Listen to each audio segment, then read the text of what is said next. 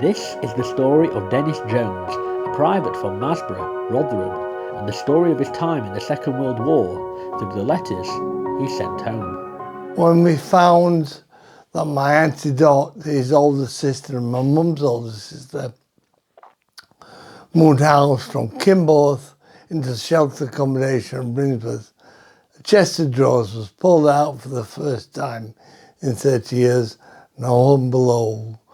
Behind the chest of drawers was a canvas satchel my mum had made in the Second World War. I think it was blue in colour.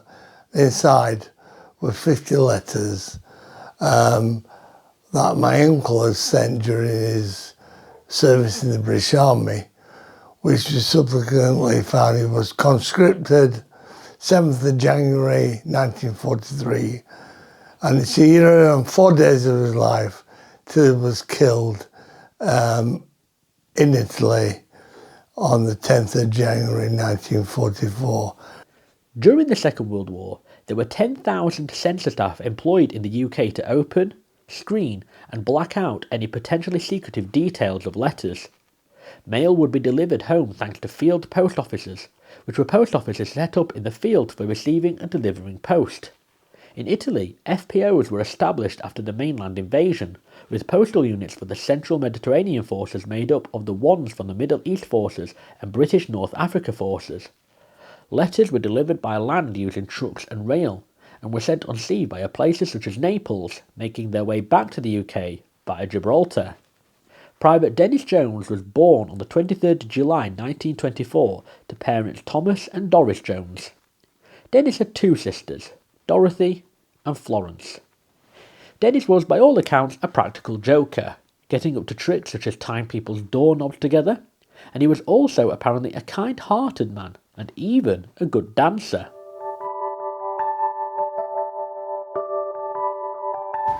The 1930s was a dark time for the world all over. Unemployment rates were as high as 33% in some places. Suicide rates were up in the early part of the decade. And as we were living in the shadow of the Great Depression, the worldwide GDP had decreased by about 15%. There was also the rise of the Nazi Party in Germany, the collectivization of agriculture in the Soviet Union, and the Spanish Civil War.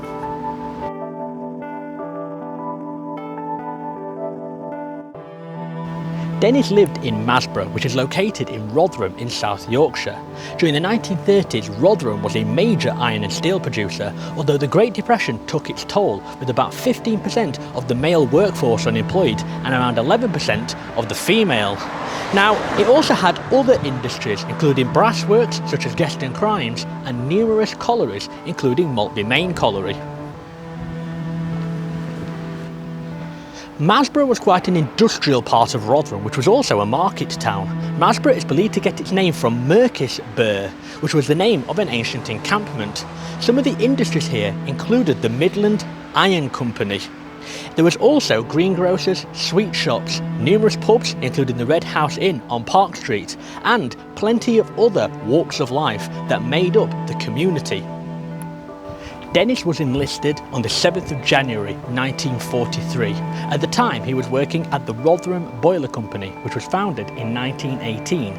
Generally, all those who were enlisted at that time would have gone to the regimental depot to do basic training before being moved on to regional infantry training centres. Infantry units at that time would also go through battle inoculation courses as battle schools tried to incorporate lessons learned into their training. Dennis arrived at the Gallowgate camp in Richmond, North Yorkshire. His life was changed forever.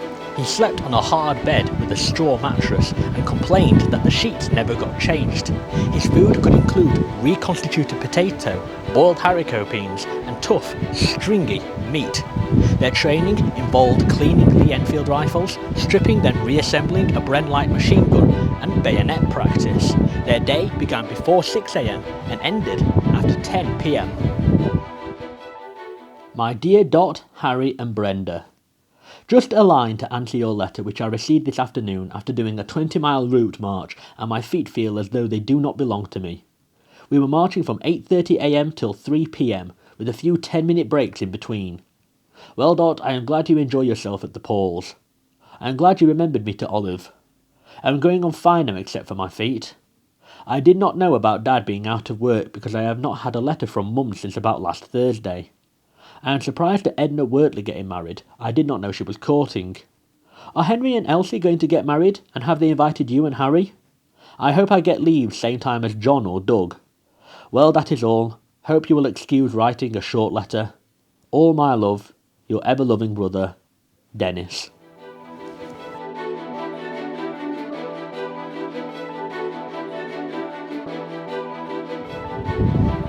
That letter was dated February 1943. Now, February 1943 also saw the deadliest battle of the Second World War draw to its bloody conclusion. The Battle of Stalingrad was started in August 1942 when the Luftwaffe bombed the Volga River and then later the city of Stalingrad. These two locations were chosen as the Volga River was a vital supply route and the city of Stalingrad was key for communications and industry. Plus, it had bore Stalin's name since 1925, named in his honour when he defended it against the Whites during the Russian Civil War, so Hitler wanted to crush it to really stick it to the Soviets as he detested Bolshevism. Ultimately, it was a Pyrrhic victory for the Russians, and it was so bloody because of urban warfare, but also trench warfare, not something we think about when we think of the Second World War. That's usually the First World War. Ultimately, by its end in February 1943, 250,000 Germans had lost their lives, but a staggering 1,140,000 Russians had lost theirs, and it wasn't just military, it was also civilian. Dennis arrived at the Derbyshire Miners' Holiday Camp in Skegness on the afternoon of 20th of January 1943 after a 10-hour train journey from Richmond in North Yorkshire. The Derbyshire Miners' Holiday Camp was opened up in Winthorpe on 9 acres of land in May 1939, although it was taken over by the military on the outbreak of the war in September of the same year. Originally comprising of 73 wooden chalets, it was used to train recruits who were being posted overseas and was called the No. 70 Physical Development Centre.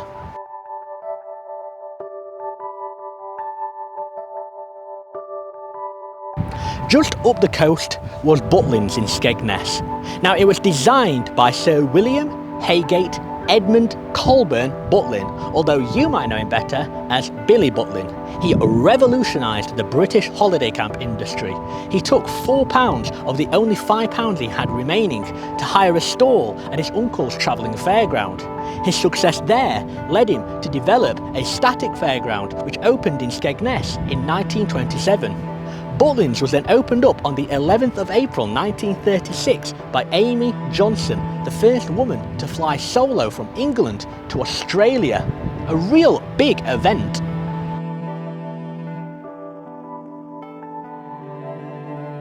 It was requisitioned by the Admiralty to become HMS Royal Arthur, a land-based naval establishment on the outbreak of the Second World War.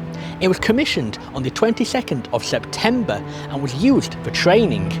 It was also bombed in 1942, resulting in the deaths of 4 people.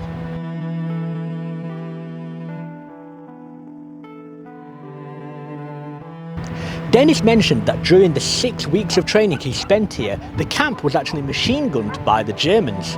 Speaking of training, his training would be quite gruelling, you might say. His training would involve bodybuilding, assault course runs, and 5-mile or even 20-mile route marches, with a full pack of course. His routine started at 6:30 up with a harsh wake-up call, before a roll call at 7, breakfast at 7:15, before going out on parade at 8, and then the training would start.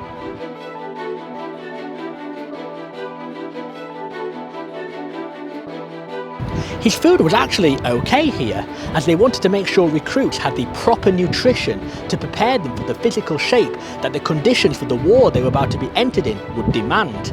This also explains the almost torturous conditions that Dennis suffered in his 6 weeks training here. Discipline and routine were instilled into him through activities such as shaving even if it was unnecessary. Teamwork was also a key priority for recruits here and was instilled in activities such as climbing or vaulting. Their training also involves things such as bayonet charges, shooting, and learning how to properly throw a hand grenade.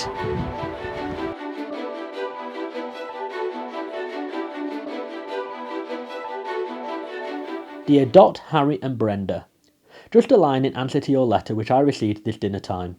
I am surprised to hear John is at home on leave and Merrick hasn't written yet, but tell Walt I will write to him as soon as I can. I can't say as I shall be home this weekend and I shan't get 7 days, it will only be for 36 hours, so I shan't be at home for more than 24 hours, but it will be a change from here if I do get it. We are at Richmond but at a different barracks, and I am still with some mates who I went to Skegness with. Well, I will tell you I don't like the army a bit, but it's a case we have to. I am still in the infantry training corps and I shall be for the next 8 weeks or so, then we shall get posted to a unit and I might get 10 days leave then. Well Dot, I think I've said all, so goodbye. All my love, Dennis. At the beginning of 1943, the casualties of the German field army stood at an estimated 1,486,000. Fatigue was being felt on both sides of the war, especially as fighting was being brought to everyone's homelands. Dennis was now in Richmond for 8 weeks, with Richmond barracks being built between 1875 and 1877. Richmond became home to more than 40,000 military personnel during the Second World War. Most recruits prior to D-Day spent their first 6 weeks in newly created primary training centres. Here, Dennis would have slept on straw-filled mattresses with limited food and a toilet, and a bath being in separate buildings and shared by fellow soldiers. Dennis would have been undergoing battle drills, with a typical day including inspection of their kit in the morning, field work such as learning snap shooting in the day, and cleaning their kit in the evening. Dear Dot, Harry and Brenda, just a line to let you know I arrived here at Lincoln OK. I'm going to see the CO in the morning about a leave if possible. I haven't room for any more, so goodbye. All my love, your ever-loving brother, Dennis. Dennis was now at Lincoln, at the Sobrown Barracks, Burton Road. They were also known as the New Barracks, as they replaced ones built in 1857. Dennis was now attached to the Yorkshire and Lancaster Regiment, formed in 1881, and nicknamed the Cat and Cabbage, as their regimental badge was a royal lion atop a Tudor rose. Here at Lincoln, the intensity of Dennis's training increased to prepare infantry for real conflict. This would involve simulated artillery, live firing, and crawling through muddy ditches with animal blood thrown over them. He was part of a carrier platoon. Carrier platoons were used for reconnaissance, including the transport of equipment and personnel. Trainee drivers like Dennis would take their vehicle, the universal carrier, also known as the Bren gun carrier, on assault courses, up ramps, down country roads, and often into ditches after trying an emergency turn for the first time. Outside of training, Dennis also went to the cinemas here, where he watched Hold That Ghost. It was here he also found a love in a mysterious nurse, and, he says, if it wasn't for the fact that nurses weren't allowed to get married while staying on their training course, they would have definitely wed. By September, Dennis had gone to Overstrand, a small village on the north coast of Norfolk, in England. In this time, the Ministry of Information had reported a slight drop in spirits, particularly in relation to inactivity in continental Europe. Overstrand was once known as the Village of Millionaires. The addition of slit trenches and gun emplacements with the outbreak of war meant that it became a totally different area. Dennis was also on a battle school course, the last element of training before becoming a combat-ready soldier. This would include tough training including cross-country runs in full kit, live ammunition fired over their heads, and explosives set off nearby. Dennis described it as intensive, and he was a Bren gunner, aka responsible for firing the Bren light machine gun. When a soldier had finished his training period, they were given 14 days embarkation leave before being posted overseas. Dennis had completed his basic weapons training and battle school training, and now was back at the Derbyshire Miners holiday camp in Skegness, where he started his training as a raw recruit back in January. He was issued with full kit, battle dress uniform, and took part in a final full dress parade and uniform inspection. He left the UK on Sunday the 14th, 1943. Dear Mum, Dad and Kath, just a few lines to let you know I am going on fine and that we arrived safely over this side. It's very warm here, and I'll bet it's snowing in Rotherham when you get this. We get good food here and we get plenty of fruit, especially oranges. I've never eaten as many in my life as I do now. I am with some good lads here, one from Pontefract and one from Sheffield. They're good lads, and one of the corporals comes from Rotherham. I have sent 6 Christmas cards. I hope you get them for Christmas. Tell Dot and Doreen to write, and it's best to send air mail card, they're quicker. Hope you all in the best of health. I am fine, do not worry. I'll be okay. I have to close now, so good night and God bless. From your loving son, Dennis. Dennis arrived in Algiers, capital of Algeria, where he was transported to the No. 1 Infantry Reinforcement Training Depot, where men arriving from England would rest before finding a place to be posted on the front. The British North Africa forces were involved in Operation Torch Landings, with the Allied invasion of West North Africa taking place between the 8th and 12th of November 1942. The BNAF comprised forces from Australia, India, Canada, Czechoslovakia, now Czech Republic, Greece, New Zealand, Poland, Rhodesia, South Africa, and Mauritius. By the time Dennis had arrived in North Africa, the fighting, which had taken place in Libya, Egypt, Morocco, Algeria, and Tunisia, had ended back on the 13th of May. The German-Italian army in North Africa had surrendered, with 250,000 troops taken as prisoners of war. Dear Mum, Dad and Kath, just a few lines to let you know that I have received your first letter, which you wrote on 18th of November 43. Well, Mum, I am going on fine at present, and I am very glad to get your letter. I also got another 2 letters, one from Dot and one from Doreen. I am very glad you are all going on okay, and hope you're not having much bad weather. The weather as I write this is very warm, the sun is scorching hot. I am sorry I can't send you any oranges from here, but will send you some from Italy as we are moving from here. I haven't got a new address yet, but I will try and get it before I send this letter. I am sorry the card which I sent you got lost, but I thought I had put the right address on. I put it on in a hurry. I had an airmail from Rona a week since. Well, Mum, I think I am okay for money, so don't send any because you might get lost or something. As I told you before, I am with some good lads, one from Sheffield and one from South Elmsall, just outside Pontefract. I should think by now that you will have got the Christmas cards I sent you. The food we are getting at present is very good and plenty of it. Well, I will close now, love, so goodbye for now. Your loving son, Dennis. I've put the new address on, and now in Italy. P.S. You should see the fruit we get here. Lemons, oranges, Brazil nuts, almond nuts, monkey nuts, and all other kinds. By the 21st of December, Dennis had reached Italy. He had now been transferred into the No. 3 CRU Central Mediterranean Forces, with CRU standing for Corps Reinforcement Units. These were used to replace troops who had been lost on the front line. Dennis would have moved up to the Adriatic coast of Italy on the eastern side. Allegedly, his Christmas dinner was quite plentiful and varied, with foods ranging from an assortment of nuts to pork to fruit and more. Battle conditions of Italy would have been hellish for attackers, with battlefields consisting of rugged mountains and deep river valleys, with heavy rain, mud and mist, making it a very cold, uncomfortable and dangerous place to fight. Dear Mum, Dad and Kath, just a line to let you know I am okay at present, and I think I told you before in my last letter that we were moving. Well, we've moved and I'm now in the Essex Regiment and in the 8th Army. I am very disappointed at having to be changed regiment, but that's how it is, so I can't grumble. I suppose every regiment is the same. I hope you had a good New Year's Eve in the Red House. It rained like hell New Year's Eve, and we were up to the neck in mud, but still kept smiling. You have to put up with these things.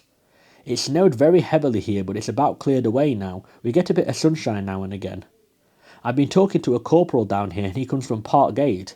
I think he used to go to school with George Scrivens. I think it was George or Jack, and he knows Rotherham well.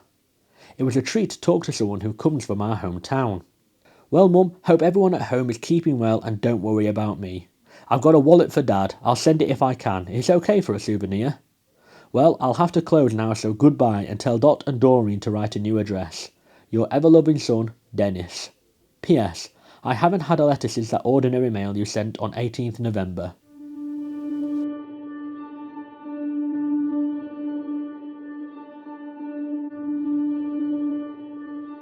under the main command of General Dwight D. Eisenhower, Canadian, British and American forces as part of Operation Husky landed in Sicily on the 9th of July and had occupied it by the 17th of August. Allied forces crossed the Strait of Messina and then made an amphibious landing at the toe of Italy as part of Operation Baytown. Italy then signed the Armistice of Kabyle on the 3rd of September with the USA and the UK, and then Italy declared war on Germany on the 13th of October. The Battle of Ortona, which raged from the 20th until the 28th of December, was known as Italy's Stalingrad, owing to how close quarters and vicious the fighting was. There was little support, as a lot of the fighting was done house to house and in the rubble-filled streets. It was akin to no man's land, given how muddy and disgusting and rough and dangerous the fighting was. Ultimately, it proved to be one of the toughest battles in the Italian campaign, and it proved especially difficult for the Canadians.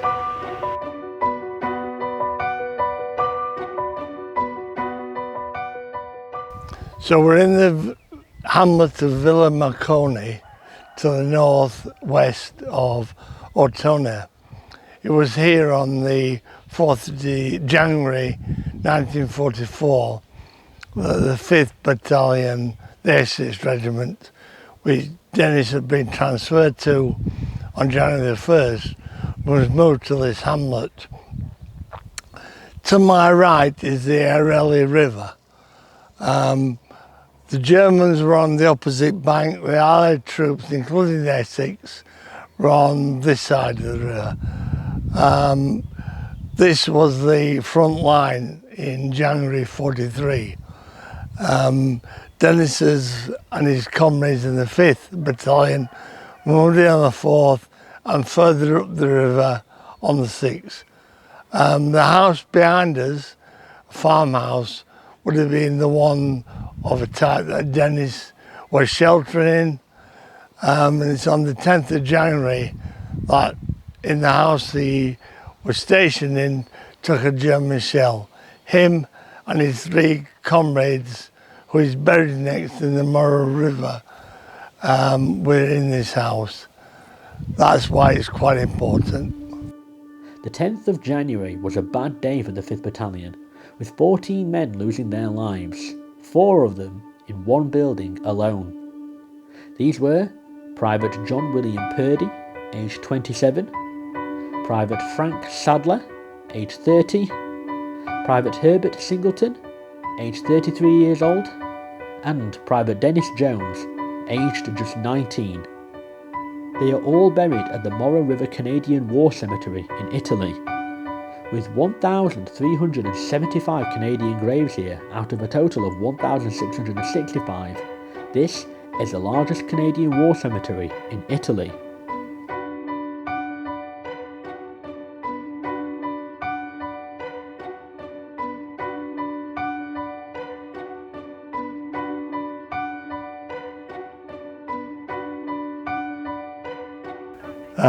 It's emotional. Is it a waste of life? I don't know. I think it's freedom. So this is John and I's second visit. We came here in 2006. It's a beautiful place. The scene, it's a fun resting place. But that doesn't mean it's a fun resting place for him. We wrote the book to honour not only Dennis's memory, but those who all paid the ultimate sacrifice for freedom of others. And it says on his gravestone, going down the sun we will remember them, which is part of Remembrance Sunday service back in the UK. I lost 2 guys who I joined up with in the Merchant Navy in 72. So there's that memory as well, you know, and there's other wars that are going on. So really, final resting place, lovely. I'm just looking at the mountains in the foreground, and we're on a headland overlooking the Port of O'Donnell. So thanks, Dennis, for what you did for your country.